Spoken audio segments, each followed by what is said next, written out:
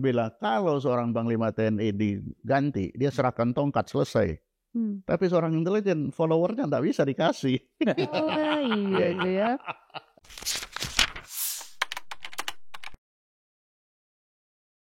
Penonton sekalian, kita bersua lagi. Saya Has dan di sebelah saya Rin.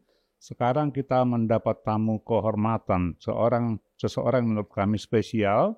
Background beliau itu militer sejati, Angkatan Laut, pernah menduduki sejumlah posisi di lingkungan Angkatan Laut, pernah juga menjadi atasé pertahanan di Belanda, Pak ya? Iya, Pak. Sebelum akhirnya menjadi Kepala Badan Intelijen Strategis TNI atau BAIS, Pak Soleman Ponto.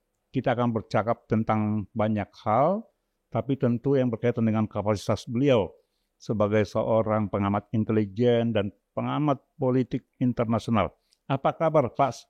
Kabar baik, Pak. Selamat Baik, ya. datang di studio kami, Pak. Terima kasih.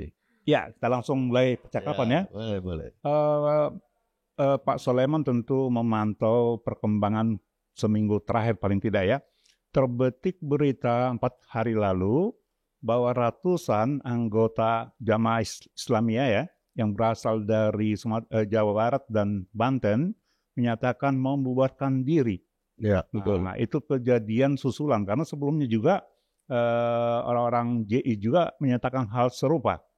Nah, pertanyaannya Pak Soleman, ini fenomena apa?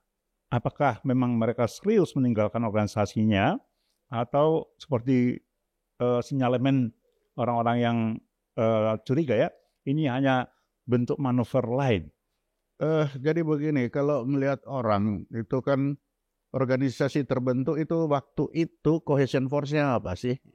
Yang membuat mereka bersatu tentunya ada tujuan saat itu. Nah, kalau tujuannya itu sudah tidak ada, cohesion force-nya sudah tidak ada, ya dia akan bubar. Nah, setelah dia bubar, nah itu tadi pertanyaannya apakah dibiarkan begitu atau? Dan dalam sebuah negara dimanapun di dunia, itu negara yang terdiri dari orang-orang, manusia itu dilihat selalu dari dua sisi. Hobbes bilang manusia itu jahat. Karena dia jahat, dia harus betul-betul dibikin baik. Supaya ketentraman, keamanan negara itu baik. Tapi kata Rousseau, manusia itu baik. Maka dijaga ketertibannya, jaga jangan sampai dia jadi jahat. Nah, dua-dua kan sama. Tapi alatnya yang berbeda. Supaya orang ini tertib terus, maka di situ dijagalah ketertiban. Menjaga ketertiban. Nah, itu si polisi. Nah, supaya ini orang-orang yang jahat ini juga jadi baik, diawasi terus. Nah, itulah kerjanya intelijen. Ya. Nah, menurut tafsir Pak Soleman, sebab apa mereka kemudian menyatakan membuarkan diri? Sudah tidak ada lagi dia cohesion force-nya. Ya mungkin saat itu mereka terbentuk karena ada perang di mana yang mereka harus diminta mendukung sehingga dia dapat anggaran dari sana untuk dia ke sana kemari. Nah, ketika anggaran itu sudah tidak ada, untuk apa lagi dia? Tadi Bapak bilang ada cohesion force-nya pada waktu itu, kalau nggak salah pendiriannya sekitar tahun 93 ya kan? Iya. Ada kebutuhan di luar ya, Luar ya, Al-Qaeda itu organisasinya induk mereka kan Pak? Nah, tapi kan sikap radikalisme mereka ini apakah bisa dieliminasi begitu aja Pak? Nah, itu yang saya bilang tadi, ya manusia dasarnya itu ada yang baik, ada yang jelek. Bagaimana kita melihat kan? Justru itulah maka dua alat ini kan ada. Ya kita harus mainkan dua alat itu. Jadi kita tidak bisa menyalahkan mereka kenapa begitu. Ya sudah biarin aja. Tapi kita kan punya alat. Karena memang sebagai manusia sifat itu ada. Jadi kalau dari dunia intelijen ini bukan pekerjaan selesai kan ya Pak, tetap memantau. Itu ya sepanjang negara ini aja, sepanjang itu ada. Intelijen harus ya tetap bermain dan itu kan permainan. Iya. Nah, cuma dia ya itu tadi. Orang kan mana ada orang mau diawasi sih? Iya. Kan itu. Itulah sebabnya intelijen pekerjaannya kan tertutup, rahasia. Supaya orang ini nyaman. Lah kalau dia merasa diawasi terus kan tidak nyaman. Nah, ada juga yang mengatakan Pak, pembuaran diri ini juga buah dari pembinaan yang dilakukan selama bertahun-tahun. Menurut Ya, Bapak? semua orang bisa mengklaim. Iya kan? Ya. Semua orang bisa mengklaim itu pekerjaan saya, ini pekerjaan saya. Tapi masing-masing ya sudahlah, sudah jadi begitu, sudah pecah.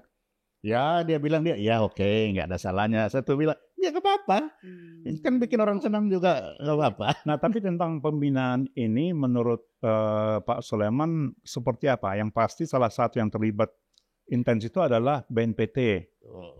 Nah kalau Bapak bilang BNPT, saya juga bilang Mbak saya nggak ada kerjaan terus kok. Kan itu, tapi kan tertutup. Nah kita sepanjang tahun itu ada Mbak, operasi penggalangan itu, tapi kan tidak kita muncul cuap-cuap kan. Saya cuma bisa berani bilang anggota saya Bais itu mulai dari New York sampai di desa ada. Sampai hari ini. Sampai hari ini. Tapi kan tidak kita publikasikan. Ya.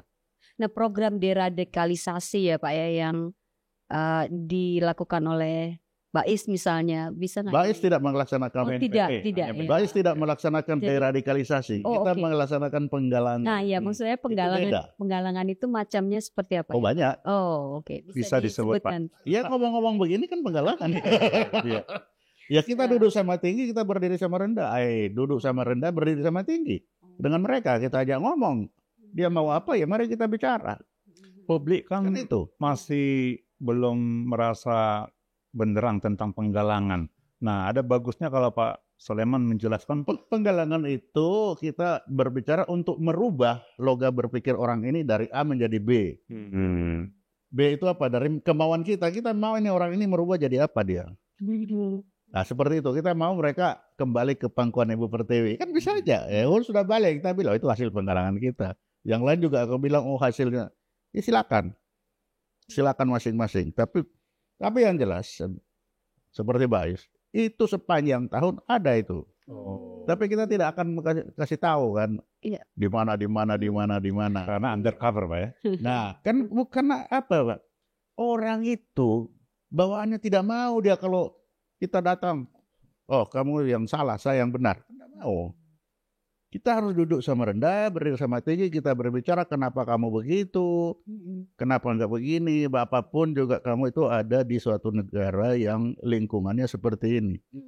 Dan yang namanya manusia itu pasti dia akan berubah tergantung lingkungan. Nah Pak, kalau dari pengalaman Bapak selama ini ya termasuk melakukan penggalangan itu, apa sih Pak yang membuat seseorang kemudian menjadi radikal gitu ya Pak ya? Ada unsur apanya Pak? Selain lingkungan tadi. Ya lingkungan tadi. Oke. Ketika dia lingkungannya itu dia ada di situ, kemudian dia mendapatkan bahwa di sini saya pas ini. Anak-anak muda senang perang. Ini ada ini. Apalagi dia tahu ini berperang. Nah, cohesion force yang terkuat saya bilang kan itu agama. Saya membela agama. Ya sudah. Yang atas yang lebih senior, kesempatan ini ada anak. Mulai dia kasih tahu. Jadi masing-masing level itu sudah punya caranya sendiri untuk supaya ini terkumpul. Yang penting kan dia terkumpul. Yang ini bertanggung jawab ke siapa dia? Dia menyiapkan kepada yang di luar sana. Jadi masing-masing level itu sudah punya sendiri-sendiri. Masih nyambung Pak, kekuatan kohesi ini selain agama, apalagi dalam konteks Indonesia? Yang terkuat agama. Yang terkuat, cohesion force yang terkuat itu agama. Itu hanya di Indonesia atau di seluruh dunia? Seluruh dunia. Cohesion force yang terkuat itulah agama. Setelah itu etnik, sesama lulusan sesama sekolah, alumni. Itu kan cohesion force itu. Tapi itu kan cair. Partai. Kalau di Indonesia partai tidak kelihatan. Antara Golkar, PDB, itu kan kita tidak tahu apa bedanya. Tapi kalau di luar kan kalau kita bilang partai hijau, betul-betul dia memperjuangkan tentang kehijauan. Dia nggak akan bicara yang lain. Betul. Jadi kelihatan platformnya itu setiap partai apa? Dia akan berjuang di situ. Tapi di Indonesia kan tidak kelihatan. Kalau ekonomi, kesenjangan ekonomi terutama, apakah itu faktor penting juga? Ekonomi penting juga, tapi di kita ekonomi masih belum terasa, belum ada kita. Begitu bicara ekonomi, yang ada perusahaan kalau di kita. Pak, partai mana ada? Kan ya? Etnisitas nggak terlalu kuat sebagai Etnis enggak. Enggak ya? Etnis salah satu memang etnis. Tetapi itu tidak. Di Indonesia dulu iya. Iya, zaman Zaman-zaman setelah merdeka itu iya. Tapi semakin kesini etnis itu terkikis karena kawin-mawin kan. Jadi pelan tapi pasti itu terkikis. ini praktis agama yang menjadi faktor utamanya. Tapi agama Iya, Pak, ini bicara soal jemaah Islamiyah ya, Pak. Barangkali Pak Potop sudah lebih khatam gitu ya untuk memahami networking mereka gitu ya. Seberapa besar sih sebenarnya, Pak, mereka di Indonesia ya? oh banyak. Dan itu tadi bilang siapapun ketika dia merasa dia terikat dengan agama jadilah itu. Ya. Bisa ini Pak dijadikan indikasi dari berita kemarin itu 4 hari lalu bahwa dalam deklarasi pembubaran diri itu terlibat puluhan pesantren. Artinya mereka punya network yang Ya pastilah kan namanya ketika agama itu yang merasa sama kan dia akan ke sana. Dia akan ada di mana-mana. Nah, tinggal apakah si pesantren misalkan ada di pesantren A, apakah dia akan mengikuti 100% maunya yang pesantren B? Apakah dia akan kan masing-masing juga akan terpengaruhi oleh lingkungan di mana dia berada. Ini Pak, selain cohesion force tadi yang Bapak nyatakan ada kesamaan kepentingan di luar misalnya, itu sudah tidak ada relatif lebih itu ya, lebih lunak itu. Apakah juga karena leadernya seperti Abu Bakar Basir atau Abdullah Sungkar yang sudah mulai uzur gitu? Iya betul, karena salah satu dari unsur teroris kan pemimpin, leader ya. Leader pemimpinnya. Iya. Artinya tidak ada lagi pemimpin yang ya kalau pemimpin tidak ada, walaupun ada cohesion force juga nol. Itu kan saya bilang kan ada 9 unsurnya teroris. Bisa diterangkan lagi Pak yang 9. 9 itu. Nah, saya ingat-ingat ya. 1 pemimpin, 2 networking, 3 recruitment, 4 logistik, 5 pelatihan, 6 tempat pelatihan, safe haven. 7 si tadi itu cohesion force. Ke-8 89 apa 2 ini? Lupa ini. Ya enggak apa-apa. Nah, 9. Iya. Jadi asal ada satu dari 9 itu bisa menjadi nggak hidup dia. Networking misalnya. Oh, dimatikan maksudnya Pak? Iya, diputus. Oke. Logistik misalkan. Apa keuangan, logistik dan keuangan. Itu beda ya? Beda. Logistik kan peredaran peluru, peredaran senjata. Keuangan uang. Dia nggak punya uang, nggak jalan. Ya, artinya Pak, apakah kita bisa menyatakan bahwa pemimpin Jamaah Islamiyah yang lebih muda ini relatif moderat Pak dibandingkan dengan misalnya Abdullah Sungkar atau? Bisa dibilang moderat, bisa dibilang tidak didengar. Iya kan? Apalagi orang Indonesia. Iya. Orang Indonesia itu siapa tahu baru lahir anak kemarin lah. Ngatur-ngatur itu. Ngatur-ngatur aku. Kan itu. Bapak mengatakan beberapa kali bahwa satu saja unsur dari 9 ini di cut off, ya itu selesai. Gimana penjelasannya Pak? Jadi penjelasan begini, kita ambil paling gampang api aja ya. Api itu cuma 3. Ada udara, ada oksigen, ada bahan bakar. Meja ini, lihat. 3. Kalau meja ini ketemu panas dan ketemu oksigen, pasti nyala dia. Pasti nyala. Lalu memadamkannya bagaimana? Ya dipisah 3 ini. Jangan ada panas, atau jangan ada tempat bahan yang terbakar ini, atau jangan ada oksigen. Kita semprot air, itu kita mendinginkan, panasnya kita ambil. Ada kalau di kapal itu di ruangan begini kita ambil oksigennya. Supaya apa? Oksigennya supaya barang-barang ini nggak rusak. Kalau kita semprot air rusak semua ini. Bisa nyebar ya? Iya kan? Tapi kita ambil oksigennya. Tapi ketika oksigen itu kita ambil, kita yang sini pun mati. Betul. Itu. Jadi salah satu aja. Nah demikian juga si teroris. Dia 9. Kalau 9 ketemu jadi dia. Tapi kalau salah satu diambil, nah misalkan agama itu cohesion force. Cohesion force yang pakai agama. Ketika ini yang kita ambil, ini mati juga. Tapi jangan lupa, begitu agama langsung bilang, kalau gitu agama yang menjadi orang jadi teroris, berubah dia. menjadi hal baru sama dengan oksigen tadi. Sehingga jangan sekali-sekali kita coba-coba oksigen suka pakai air aja lah. Nah, itu. Artinya 9 ini pun selain dimatikan dia juga bisa menghidupkan ya kan Pak? Artinya Kalau kumpul, ke-9 ini. kalau ketemu, waktu saya di BAIS, saya putuskan itu apa? Networking. Jadi saya kerjasama dengan Singapura, Malaysia, kita kerjasama. Itu networking. Itu nggak bisa jalan networking kita putus. Nggak jalan dia. Jadi masing-masing sebenarnya bisa memilih yang mana. Nah, yang heran kenapa kita harus ambil agama? Kalau agama, ya itu waktu saya di ulang tahun Muhammadiyah dengan Pak Nasir tahun 2015 kalau saya dulu di Jogja, Pak Nasir tampil dengan moderasi beragama untuk mengatasi teroris. Bila waduh, Bapak kalau ambil moderasi beragama, Bapak berarti mengakui orang jadi teroris karena agama. Logikanya begitu ya. Itu kan logikanya. Betul. Nah, artinya dari 9 ini Pak, apakah ada bobot yang lebih besar Pak? Nggak ada. Sama mereka ya? Sama. Diambil Jadi kalau apapun logistiknya di-cut, Ya selesai mati ya. juga. Makanya saya sudah bilang, kenapa kok itu bahan peledak bisa bebas berjalan kemana-mana? Kenapa itu kok nggak diawasi dengan baik? Peredaran uangnya bagaimana?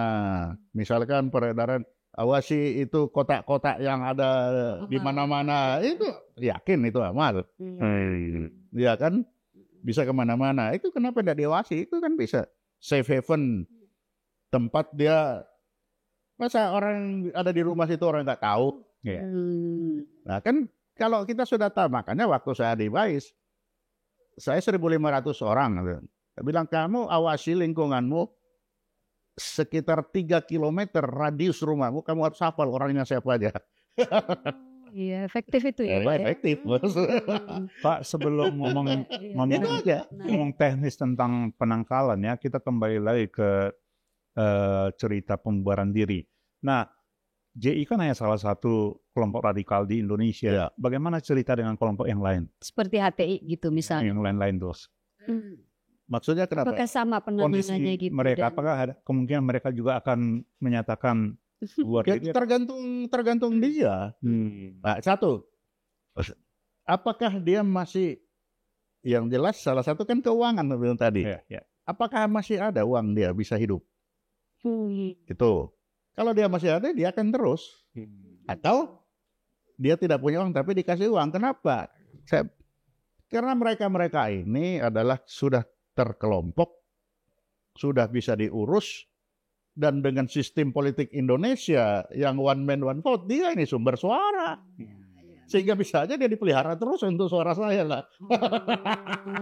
Jadi ada yang memanfaatkan Loh, untuk iya kepentingan politik lah ya Pak. Untuk kepentingan politik itulah akibat kita one man one vote. Ya kelompok-kelompok ini makanya kan untuk mendapatkan suara lulusan tahun sekian, alumni tahun sekian, alumni ini, alumni itu. Nah, salah satu alumni ini kan sudah jadi kok. Iya. Nah, itu.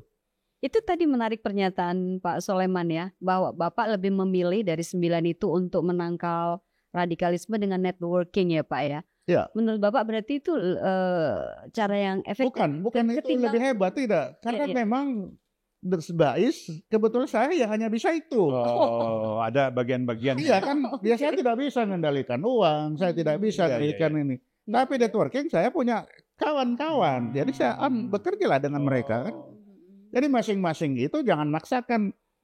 Misalkan Kementerian Keuangan ya jangan bikin networking, dia dia awasi adalah peredaran uang seperti gitu. Misalkan Mendagri, ya awasi aja itu orang-orang sekeliling KTP benar enggak, di lingkungan situ siapa aja yang hadir, RT harus tahu siapa manusia-manusia yang ada di sana.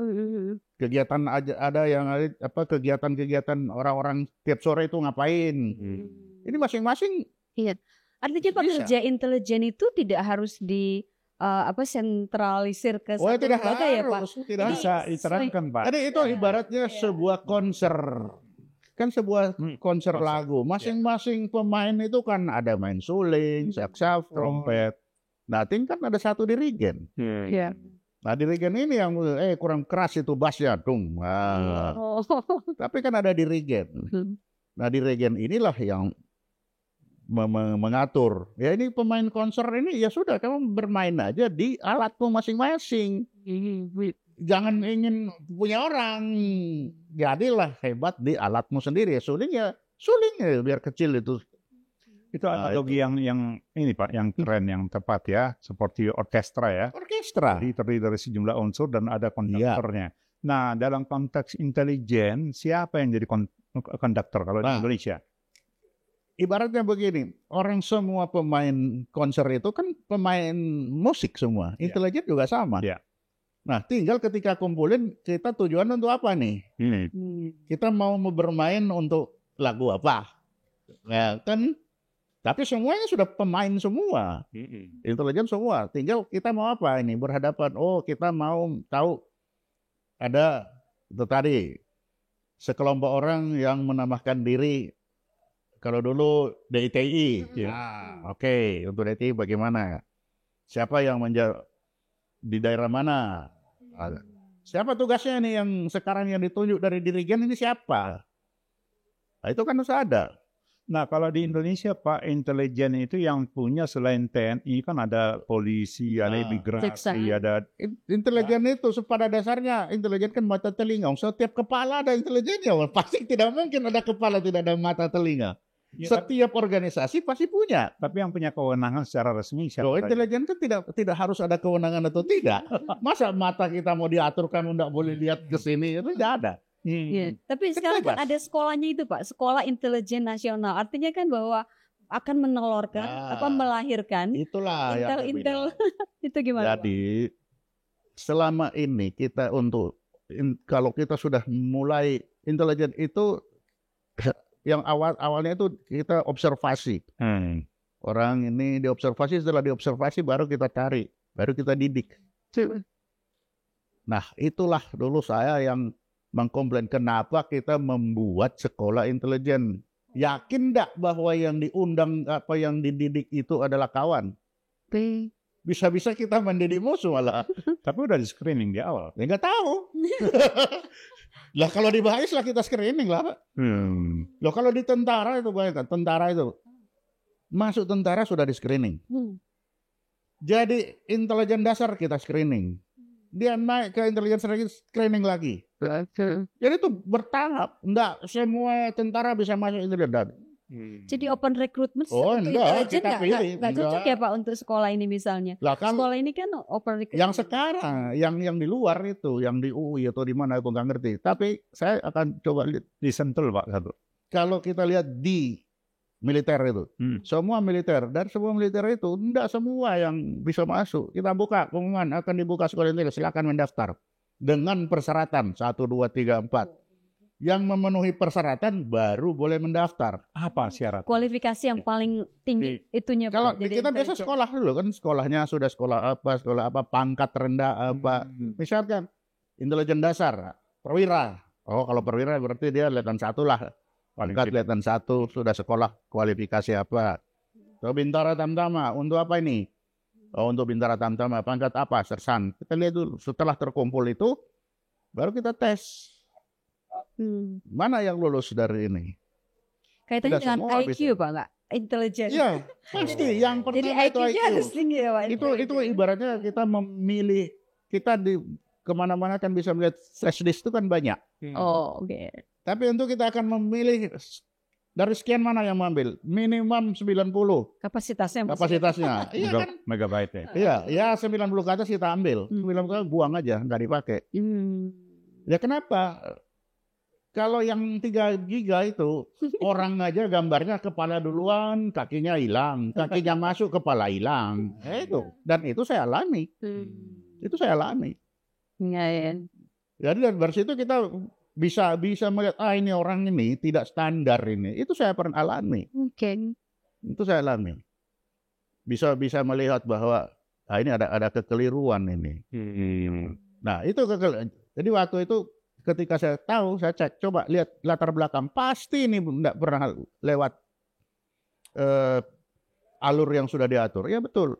Jadi saat itu anak ini dari Kopaska. Karena Kopaska dianggap dia sudah Kopaska kan intelijen. Iya betul, Kopaska intelijen.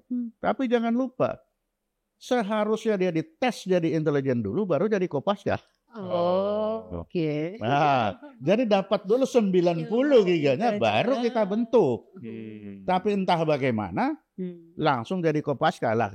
Karena kita sudah berasumsi seperti itu, jadi asumsinya Kopaska intelijen. Ternyata awalnya standar ini tidak dipakai. Nah, itu ketahuan, saya bisa tahu. Iya. Begitu saya mundur ke belakang, cek betul. Ah ya, ini ada kesalahan. Itu repotnya kalau nanti dia di lapangan ya Pak, memberi informasi itu yang tadi, saya kan sudah tahu. Kita di Jakarta itu kebetulan itu dia Asintel di Papua. Kita di Jakarta itu sudah ibarat sudah melihat itu orang. Tapi dia laporan terus bukan orang itu. Masih kira-kira karena baru kelihatan kakinya. Iya. Itu sampai saya kumpul langsung kumpul. Masih hidup orang-orang itu. Coba kita lihat laporannya ini apa. Iya. Menurut kamu bagaimana? Karena kebetulan yang staf ini kan saya sudah tahu, sudah memenuhi persyaratan. Apa yang kamu lihat? Iya, orang. Oke, orang ya. Baca laporannya. Bukan kan? Mari kita tes. Kita cek ini anak. Saya kalau menemukan begitu bukan saya kerjain sendiri. Saya panggil staf. Lihat. Supaya kita bisa melihat bersama. Iya. Benar kan? Coba cek dia. Iya, Kopaska. Benar, Kopaska. Oke. Cek. Pernah tes Intel belum? Enggak. Ya kan? Ini harus dibenahi lagi. Dia harus punya kualifikasi intelijen dulu baru masuk Kopaska. Oh, oke. Jangan bukan berarti kalau Kopaska Intel jangan dibolak-balik itu. Itu seperti itu. Nah, kecerdasan itu salah satu unsur penting dalam kualifikasi intelijen. Ya pasti. Bagaimana dengan attitude, Pak? Perilaku. Perilaku itu akan mengikuti kan? Nah, kenapa intelijen? Ketika tidak punya data, intelijen yang bermain kan?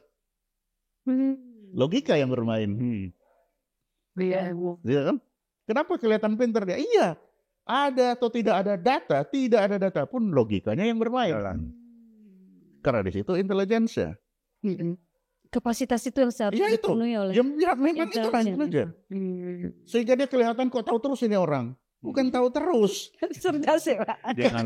Ketika tidak punya data, itu Rocky Gerung kan bilang juga sama. Rocky. Ketika tidak punya data, maka intelijennya yang bermain.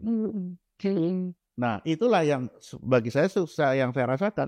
Misalkan, ketika saya menulis buku, saya tulis, orang tanya, kok catatan kakinya mana? Kok ada catatan kaki? Rasa-rasanya ini kok aku semua yang berpikir. Nah, itu tadi kan. Ketika ini tidak punya data, saya menganggap logika saya itulah yang bermain. Sehingga saya tidak butuh lagi dengan yang lain-lain. Iya. Padahal sebagai sebuah buku harus, ini kamu, ya mungkin saat itu saya dengar dari mana, atau saya enggak. Tapi orang kan harus ada. Iya. Secara ilmiah harus ada. Tapi bagi kita yang sudah terbiasa begitu, menganggap semua yang kita tulis ini, kita tidak akan berhenti. Ketika tidak ada data, kita tidak akan berhenti. Kita akan jalan terus. Yang kosong ini kita isi dengan logika. Sehingga dia kelihatan menjadi satu garis yang tidak terputus. Nah, itu.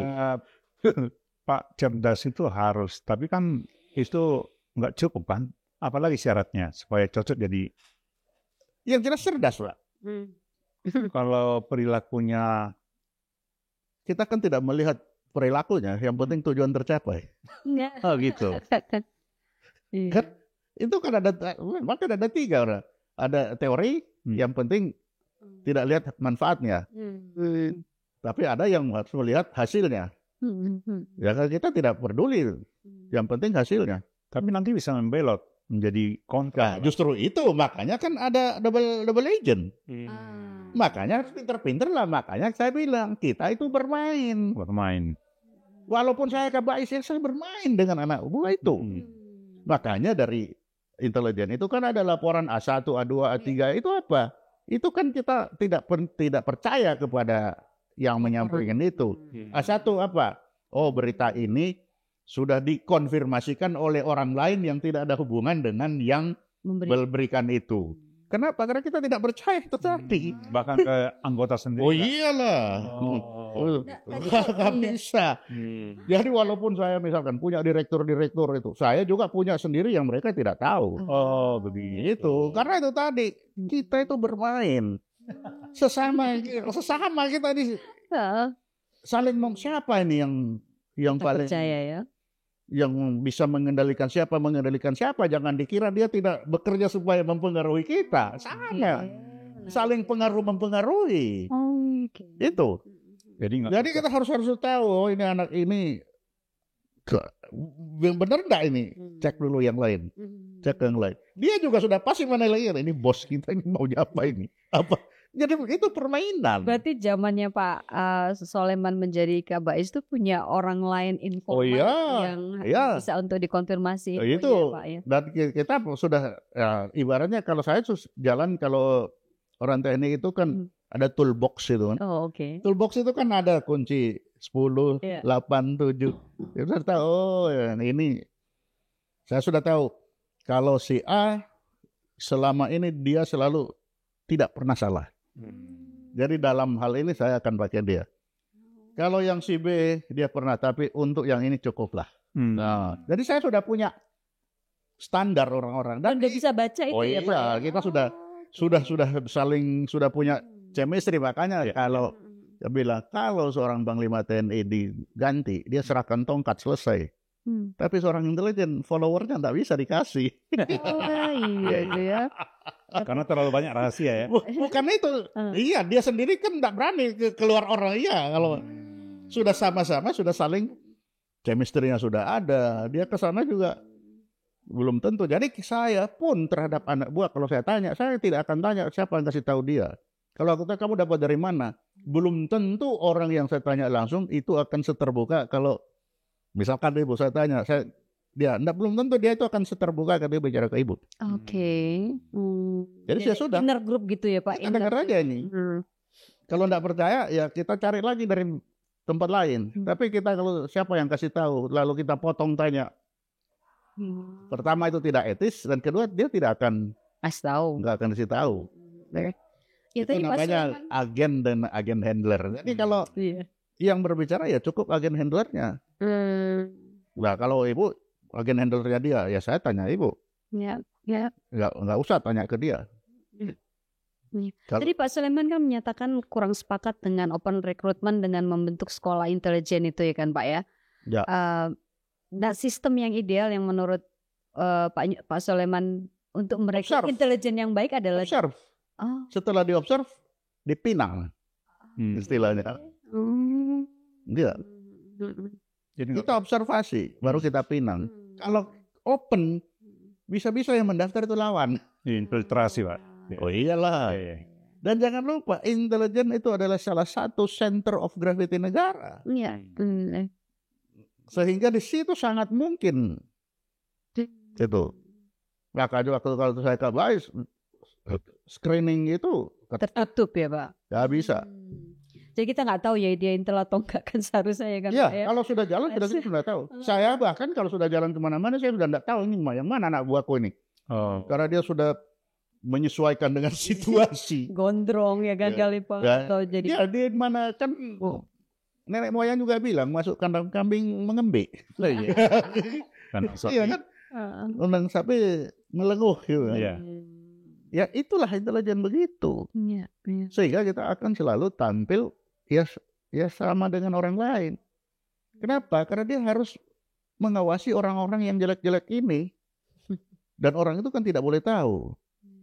Jadi dua ini selalu ada. Tidak bisa salah satu. Itu. Pak Soleman kan lama di BAIS ya. Bisa nggak diterangkan apa spesifikasi dari pekerjaan BAIS dibanding dengan satuan intelijen lain? Beda Pak. Intelijen itu sama. Intelijen itu kayak bahasa Inggris itu loh. Tinggal mau dipakai untuk apa bahasa Inggris itu.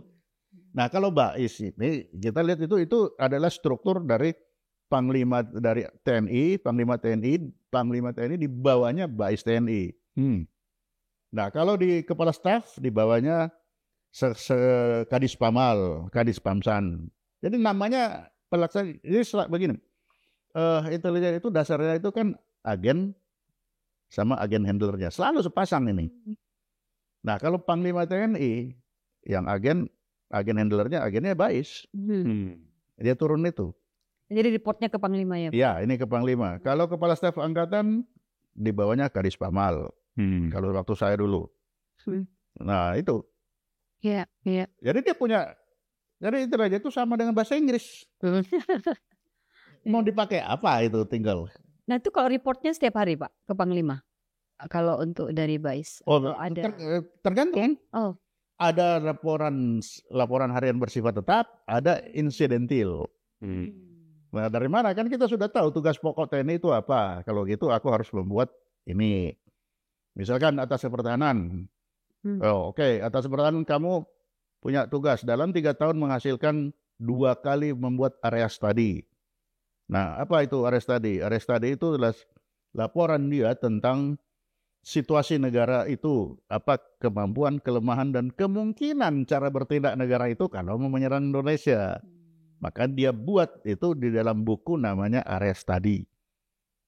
Nah, untuk area study itu ada 9 elemen atau 9 variabel yang harus dia, dari 9 variabel ini menghasilkan kemampuan negara itu, kelemahannya, kekuatannya, kelemahan, dan kemungkinan cara bertindak kalau dia menyerang Indonesia. Bisa bagus lagi kalau dia dapat niatnya ada enggak ya?